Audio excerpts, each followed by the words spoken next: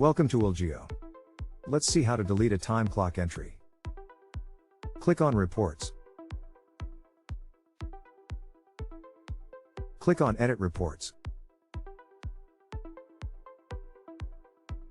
Select the device or group and then select the start date by clicking on the calendar icon.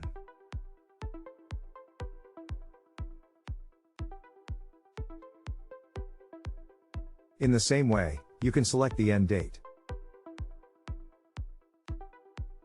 Once you've selected the date, click on Refresh. Select the time clock entry that you want to delete. And then click on the Delete button.